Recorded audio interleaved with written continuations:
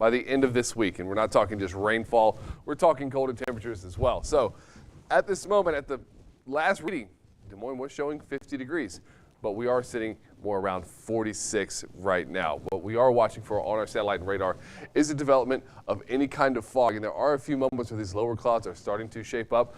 That could be an indication of fog forming, but all of our observation sites are showing 10 miles of visibility, which is that standard range when you're not looking at any issues. But for this morning, temperatures in the mid 30s to upper 30s. Once again, Des Moines is a warm spot along with Sheridan and Centerville, all in the mid 40s.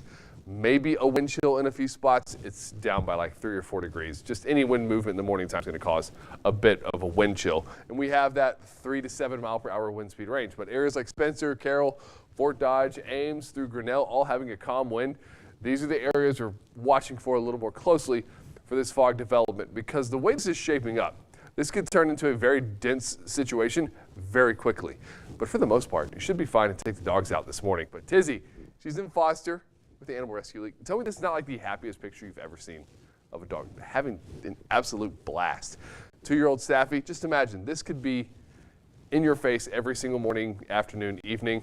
All you got to do is go pay her a visit. But otherwise, everything's good for today. Honestly, take your dog on an extra long walk, because we're not going to have any real issues with that. But the bus stop itself, maybe that fog this morning could have a few issues, but we're not looking at that being a widespread setup. But this afternoon, 70 degrees.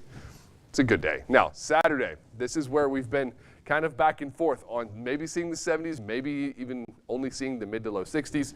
The front has now essentially formed, so mid to low 60s, because the front arrives later in the morning, and that is going to keep our temperatures down because it just stops the warm up altogether. But that bit of fog that does form will dissipate very quickly as soon as we get to sunrise. Now we have the south wind picking up, not to a strong pace, but at least a noticeable pace. We get to the low 70s, maybe the upper 60s in a few locations, and then only down to the mid 50s for Saturday morning.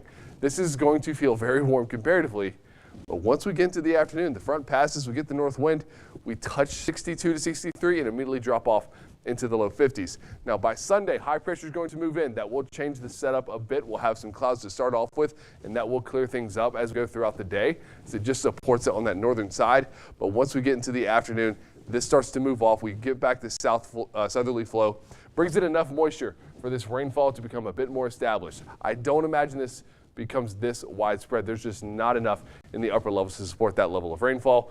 But once we get into Monday, it's a whole different situation in terms of temperatures. We're down into the 40s and even seeing the low 30s in a few spots. Monday is going to become a bit of a question mark in terms of rainfall and temperatures, and if we see that switch over to snowfall, it is not going to bring us any accumulation. But by the end of the week, we've got a fair amount of rainfall coming our direction and a few more nights down at the freezing line, so we can't lose hope on it just yet. Joseph? All right, thank you. Here